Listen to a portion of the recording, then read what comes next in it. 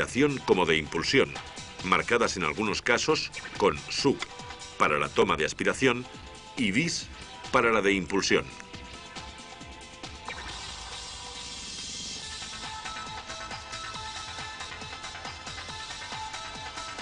Los pistones a través de sus bielas y por medio de unas rótulas de articulación están montados sobre un conjunto denominado plato de mando. Unido a él por un extremo y con la interposición de un cojinete axial, nos encontramos con el rotor de levas. Este elemento en forma de cuña y unido al eje del compresor es el encargado de transmitir el movimiento alternativo a los pistones debido a su inclinación.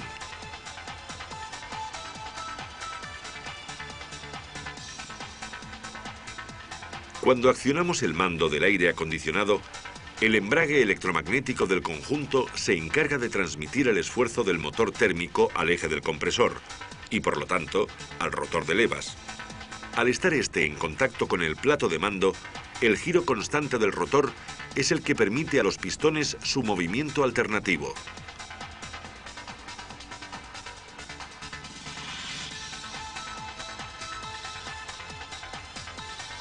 Al otro extremo de la carcasa se monta por medio de unas juntas de estanqueidad la tapa trasera, que lleva un registro a través del cual sale el eje de mando,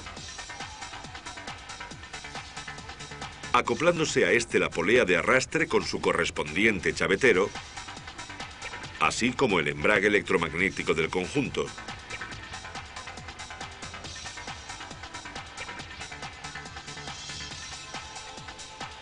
Pasemos ahora a estudiar los compresores de paletas.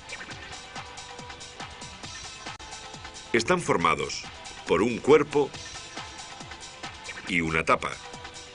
En el interior del cuerpo nos encontramos con una cámara oval sobre la que se monta un eje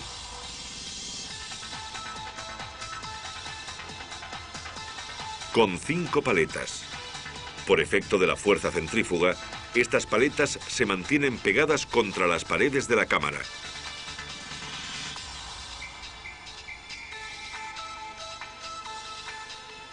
Debido a la rotación del eje, obtenemos distintas variaciones de volumen en la cámara, las cuales nos van a determinar las fases de aspiración,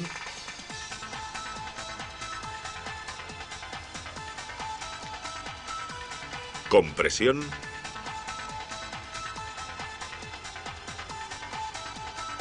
y descarga necesarias para el funcionamiento del mismo.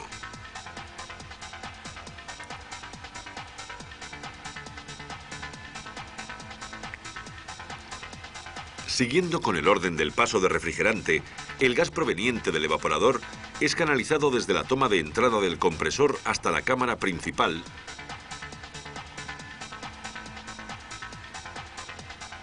a través de sus orificios de entrada.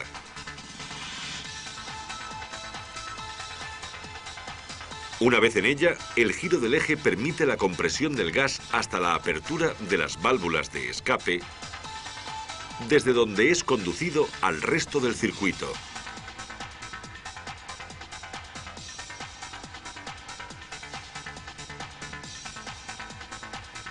Estos dos tipos de compresores tienen la particularidad de que el volumen de refrigerante impulsado solo depende del régimen de giro del compresor, y no del volumen de sus cámaras. Son los denominados compresores de cilindrada fija. Sin embargo, actualmente existe otro tipo de compresores que se caracterizan por poder variar el caudal de refrigerante según las necesidades del sistema, teniendo además la particularidad de no interrumpirse el funcionamiento de dicho compresor. Son los denominados compresores de cilindrada variable.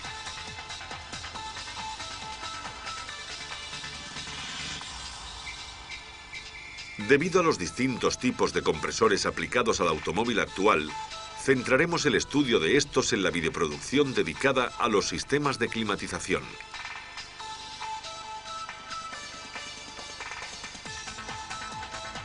Todos los elementos del compresor anteriormente desarrollados necesitan una lubricación interna para un funcionamiento correcto y una mayor duración de los mismos. Pero además de estos, existen elementos como la válvula de expansión que también necesitan una pequeña lubricación.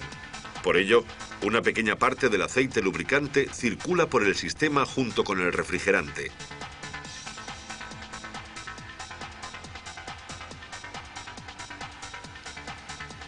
Estos aceites deben de ser compatibles con su refrigerante, ya que si no fuese así, se generarían descomposiciones de elementos como las mangueras del circuito o del propio gas.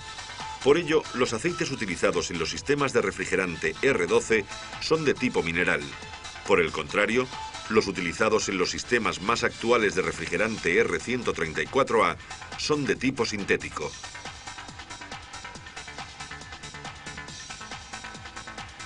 Son aceites muy higroscópicos. Se encuentran con un bajo nivel de humedad.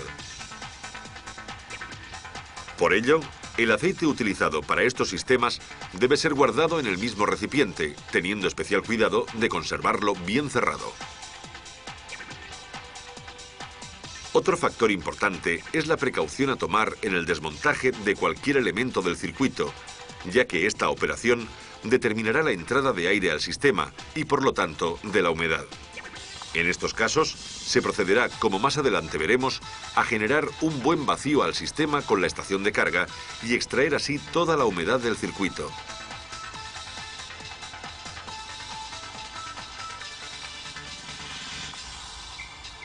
La cantidad de aceite aportado al compresor es muy precisa, ya que un exceso reduce el rendimiento del sistema.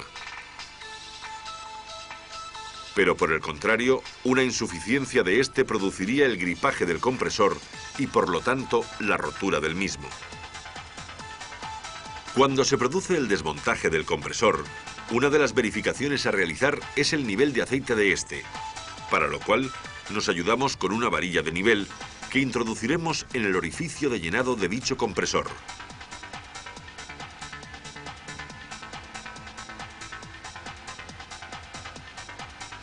Estas verificaciones las veremos con más detalle en la comprobación y diagnosis de estos sistemas.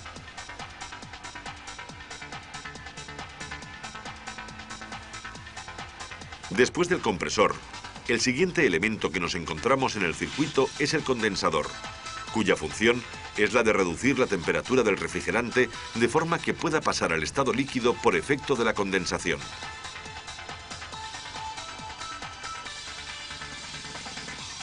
Para poder conseguir este efecto, el condensador dispone de un conducto por donde pasa el refrigerante y de unas aletas que canalizan el aire. Los dos tipos más empleados son el de serpentín y el de flujo paralelo, siendo este último el que consigue un mayor rendimiento.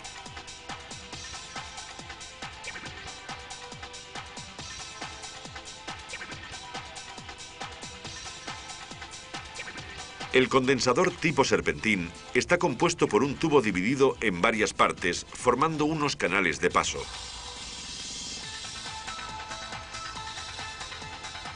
El tubo está rodeado por unas aletas firmemente unidas que permiten el paso de aire necesario para su refrigeración.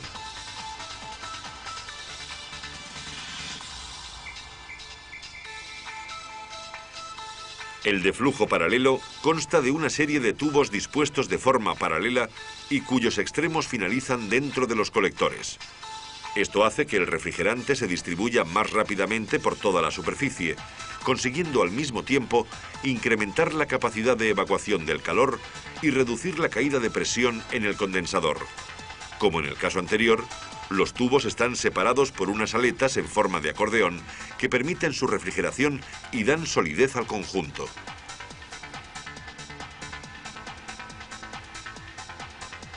El gas impulsado por el compresor entra en el condensador a una elevada temperatura. A medida que atraviesa el conducto, va cediendo calor al aire que fluye forzado desde el exterior y se condensa. De esta forma, en la salida el refrigerante es completamente líquido.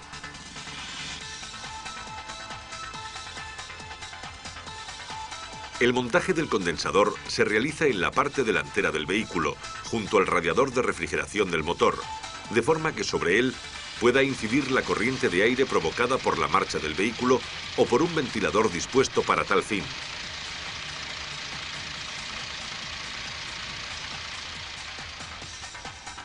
Existe una cierta relación de proporcionalidad entre el condensador y el evaporador, dependiendo del tipo de refrigerante utilizado. Así pues, si el sistema funciona con R12, el condensador es 2 veces mayor que el evaporador. Si por el contrario el refrigerante es el R134A, el condensador será 3 veces mayor que el evaporador, debido a que el intercambio térmico es de un 30 a un 40% superior con respecto al refrigerante R12.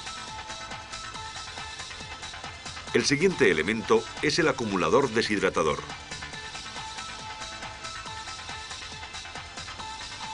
Dependiendo del equipo, puede ir montado en la parte de alta presión, entre el condensador y la válvula de expansión,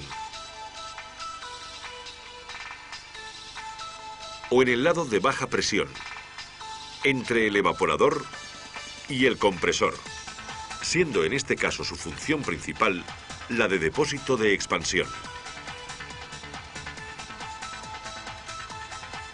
El acumulador desempeña 3 funciones principales. Sirve como depósito para el almacenamiento del refrigerante, absorbiendo las variaciones de caudal provocadas por el compresor y asegurando una alimentación permanente a la válvula de expansión.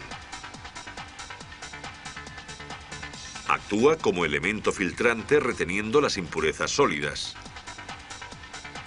Y por último, elimina la humedad que pueda existir en el refrigerante, ya que una pequeña cantidad de esta puede provocar la formación de hielo en la válvula de expansión y la aparición de ácidos corrosivos que descomponen los materiales.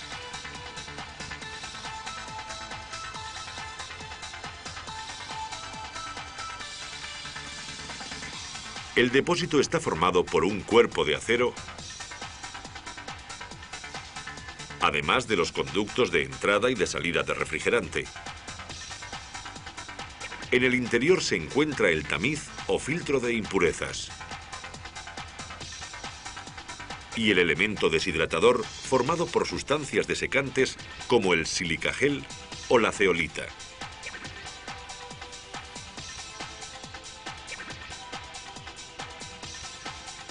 El refrigerante entra en el acumulador por el conducto y se hace pasar a través del filtro y del elemento secador, donde quedarán retenidas todas las partículas, evitando que puedan pasar al circuito.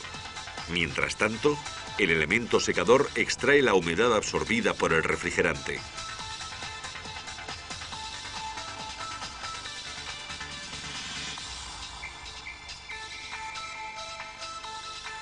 Si el circuito se abre por la botella, esta debe ser taponada inmediatamente para evitar que la humedad sature el elemento secador. De lo contrario, solo se eliminaría una pequeña cantidad de humedad y la restante podría provocar la corrosión del compresor y la formación de hielo y el bloqueo de la válvula de expansión.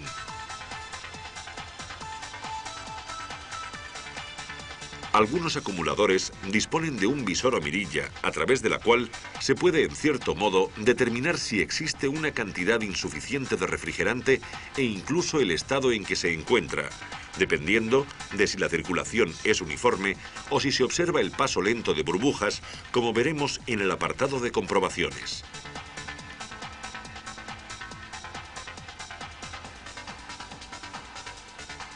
El siguiente componente del circuito es la válvula de expansión. Al principio de este vídeo hemos visto que el circuito de aire acondicionado tiene una parte de alta presión y otra de baja presión, siendo precisamente la válvula de expansión la encargada de separar ambas partes.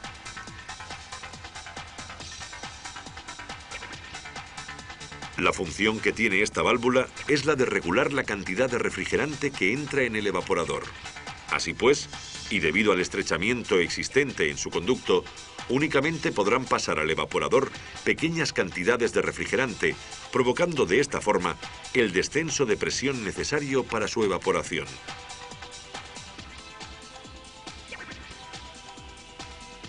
En la segunda parte de esta videoproducción veremos los diferentes tipos de válvula utilizados en los equipos de aire acondicionado y seguiremos analizando el resto de componentes del circuito.